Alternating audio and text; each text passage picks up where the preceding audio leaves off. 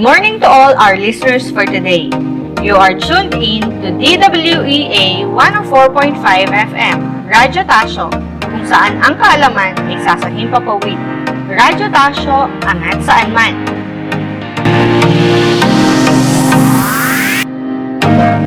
I am your teacher broadcaster, Ma'am Jonah, to give you a guide for our lessons in Math 7 for this week.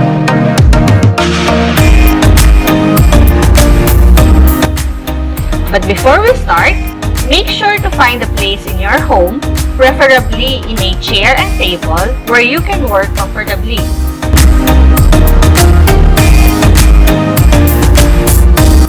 Prepare a pen and paper to jot down important details and instructions.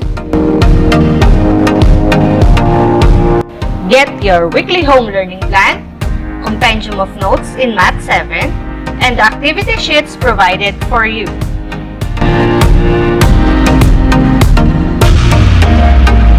Now let's begin by having a short review.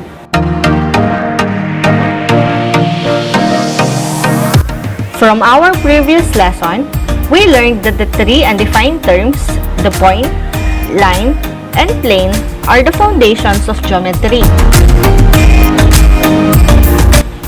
A series of connected points makes up a line. And a line can be divided into two parts. The line segment, where both of its sides have endpoints, and the ray, the part of the line where one side has an endpoint and the other side has an arrow. If we connect two rays by making them share a common endpoint, then we create an angle. Now, what if we connect three angles?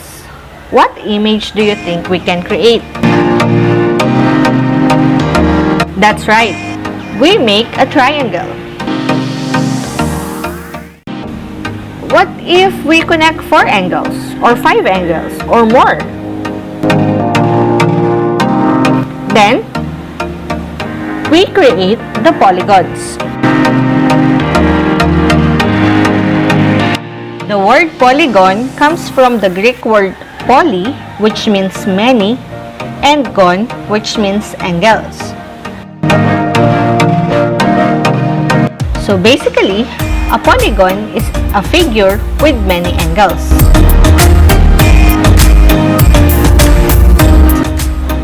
But by definition, a polygon is a closed figure formed by 3 or more line segments.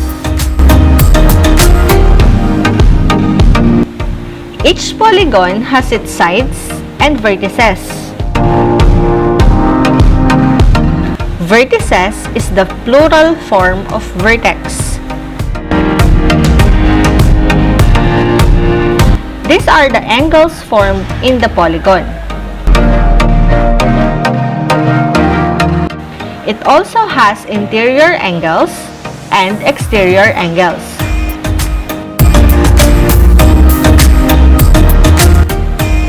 Polygons can also be categorized by their number of sides. A polygon with 3 sides is called a triangle. And quadrilateral if it has 4 sides. Pentagon for 5 sides, and so on. You can check your compendium of notes for the complete list of these polygons.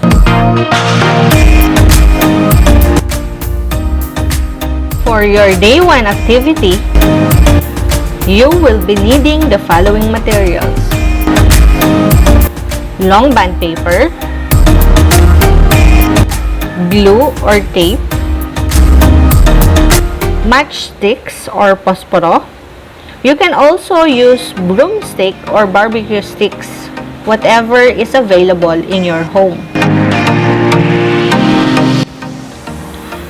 You will be making a polygon using these sticks. Secure each side by gluing or taping them on the bond paper. Then, proceed in answering the questions in your activity sheets. Continuing our lesson about polygons, polygons can be classified as convex or concave. We can identify them by drawing the diagonals of the polygon. Diagonals are the line segments connecting two non-adjacent vertices. Now, when we draw these diagonals, if all of its diagonals falls inside the polygon, then it is a convex polygon. But if there is one or more diagonals outside the polygon, then it is classified as a concave polygon. A convex polygon whose sides have the same length is called an equilateral polygon. While a polygon with the same measure of angles is called equiangular. If the polygon has the same measures of sides and same measure of angles, then we call this the regular polygon. For our day 2 activity, let us find out how many diagonals can be drawn in a specific type of polygon.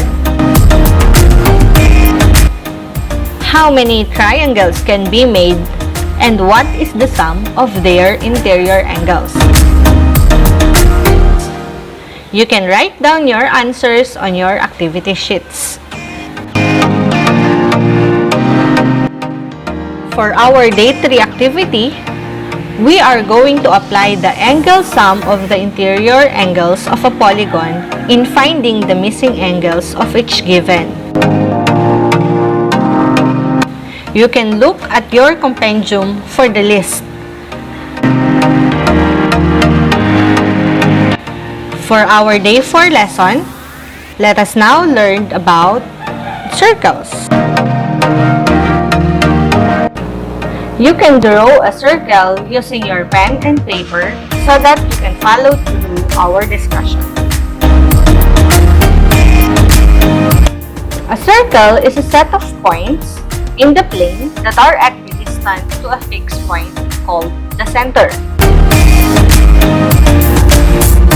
The circle is named using the letter of the center.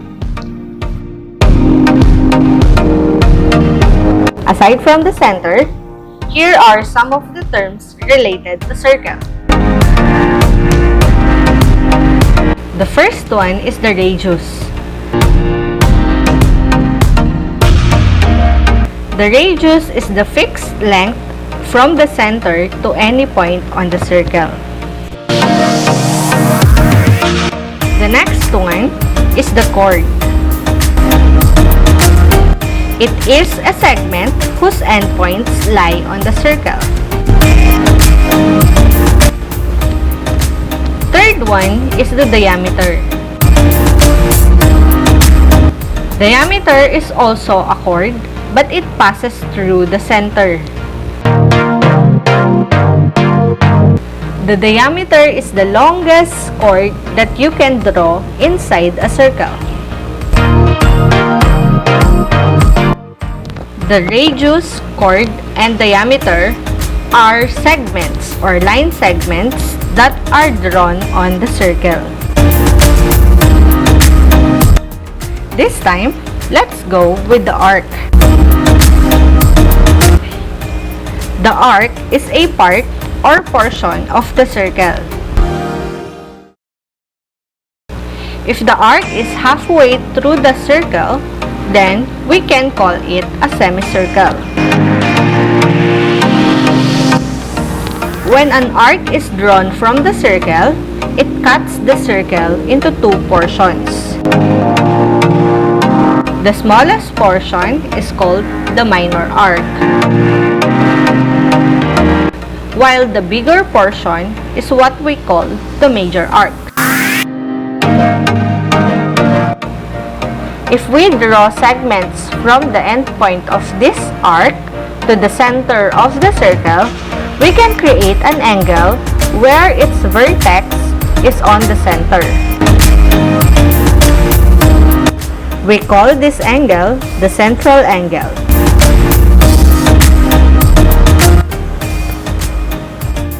The degree measure of the central angle is equivalent to the degree measure of the minor arc.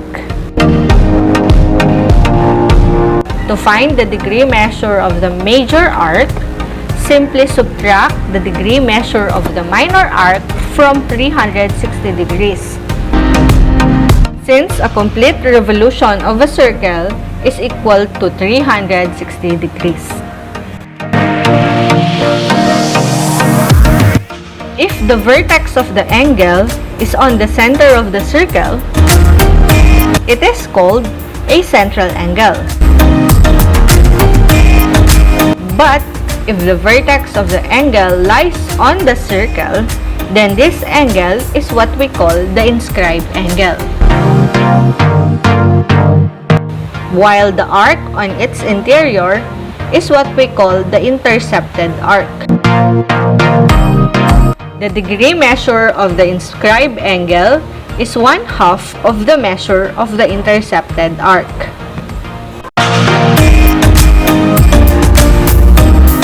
For our Day 4 activity, let us identify and name the parts of the circle that is in the given. Let us also find the degree measures of an intercepted arc or an inscribed angle. Remember that the measure of an inscribed angle is equal to 1/2 the measure of its intercepted arc.